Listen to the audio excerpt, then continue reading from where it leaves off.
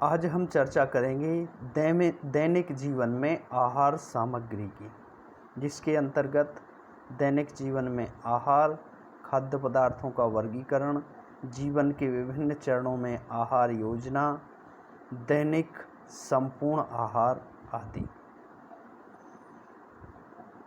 नियमित शारीरिक गतिविधियों के लिए मनुष्य को उचित मात्रा में पोषक तत्वों की आवश्यकता होती है। पोषण की कमी से व्यक्ति की रोग प्रतिरोधक क्षमता कम हो जाती है और विभिन्न प्रकार के रोग शरीर को घेर लेते हैं। रोगों के प्रति संवेदनशीलता भी व्यक्ति की बढ़ती जाती है।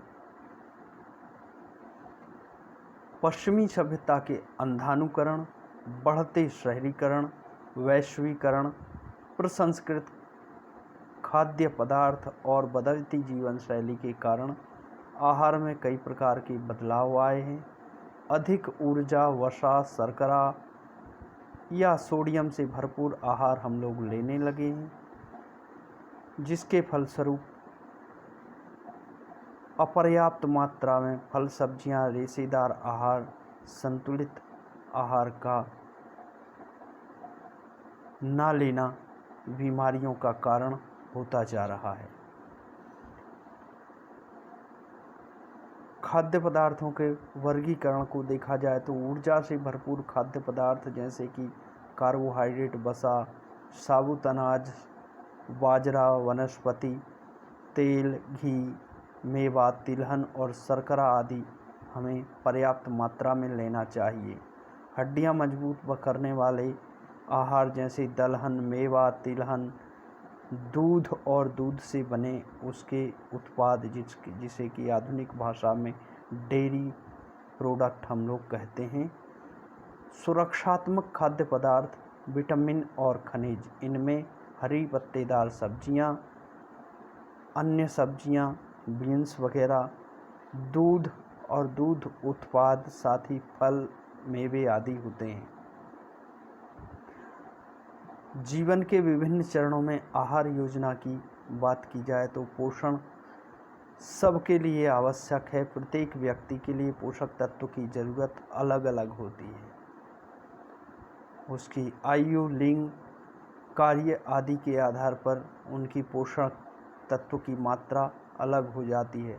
शिशु, बढ़ता हुआ बच्चा, गर्भवती महिलाएं या बच्चों को दूध पिलाने वाली जो महिलाएं होती हैं, उन्हें आहार की विशेष मात्रा में आवश्यकता होती है। वृद्ध व्यक्तियों के लिए भी कुछ अलग आहार की आवश्यकता होती है। आहार विभिन्न कारकों जैसे उम्र, लिंग और शारीरिक गतिविधियों पर निर्भर करता है। साथ ही आहार की निर्भरता व्यक्ति के काम पर निर्भर करती है। कौन फील्ड वर्क करता है, कौन सिटिंग जॉब करता है, जो बैठे बैठे का काम करते हैं उसे कम आहार की आवश्यकता होती है। लेकिन जो मजदूर हैं, खिलाड़ी हैं, सैनिक हैं, पुलिस हैं, सुरक्षा में लगे हुए जो जवान हैं, उनके लिए आहार की ज़्यादा आवश्यकता होती है। बच्चों की शारीरिक लंबाई और वजन उनकी शारीरिक वृद्धि और विकास दर्शाता है, जबकि सामान्य मनुष्य की लंबाई और वजन अच्छे स्वास्थ्य को दर्शाता है। दैनिक संपूर्ण आहार को देखा जाए तो हमें इस प्रकार से आहार को लेना चाहिए जिस प्रकार ये पिरामिड दिखाई दे रहा है, जिसमें आहार की अधिक मात्रा को हम लोग सबसे ज़्यादा लेना चाहिए। फल और सब्जियां, फिर उससे कुछ कम मात्रा में अनाज जिसमें कि गेहूं, ज्वार, मक्का आदि चावल जैसे अनाज शामिल होते हैं, इनको लेना चाहिए, जिससे कि हम रोटी और चावल के रूप में खाते हैं। फिर उससे कुछ कम मात्रा में दालें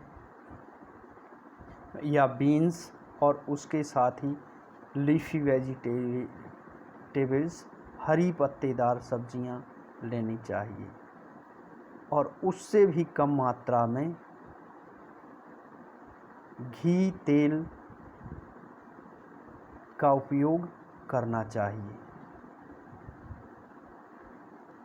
जिसमें कि ऐसे तेलों का उपयोग करें जो कि ज़्यादा संस्कारित ना किए गए हों। इस तरह से अगर हम अपने आहार को ध्यानपूर्वक अच्छे से लेंगे तो ना सिर्फ लंबा जीवन जिएंगे बल्कि हमारी सभी इंद्रियों को पूर्ण कार्य करते हुए संपूर्ण जीवन जिएंगे। व्यक्ति को हमेशा पूरा पेट भरकर आहार नहीं लेना चाहिए। वायु के आवागमन और आहार के पाचन के लिए कुछ खाली स्थान छोड़ देना चाहिए। शरीर के लिए उपयोगी वही आहार होता है जो कि अच्छी तरह से पच जाए। ज़रूरत से ज़्यादा भोजन करना रोगों का घर कहा जाता है। भोजन को ठीक से चबाकर खाना चाहिए। पूर्ण संतुष्टि का अनुभव होना चाहिए। कम से कम 32 बार चबाकर खाने से पेट जल्दी भरने का अनुभव होता है और ज़्यादा से ज़्यादा पोषक तत्व हमारे शरीर को आहार से प्राप्त होते हैं। भोजन करते समय हमेशा मन शांत होना चाहिए। अनावश्यक बातों का चिंतन, टीवी या कुछ कार्य करते हुए भोजन नहीं करना चाहिए। भोजन हमेशा रसयुक्त या कहा जाए तो षड्रसयुक्त, स्निग्ध, शरीर को स्थिरता देने वाला, हृदय व मस्तिष्क को शक्ति देने वाला ही करें। सात्विक भोजन का सेवन करें। दिन में 2 बार भोजन करने की कोशिश करें। इस तरह अगर हम पर्याप्त भोजन पर्याप्त उचित समय पर करेंगे तो हमारा शरीर स्वस्थ रहेगा, शरीर की रोग प्रतिरोधक क्षमता बढ़ेगी और हम शतायु होंगे। आज के लिए इतना ही। नमस्कार।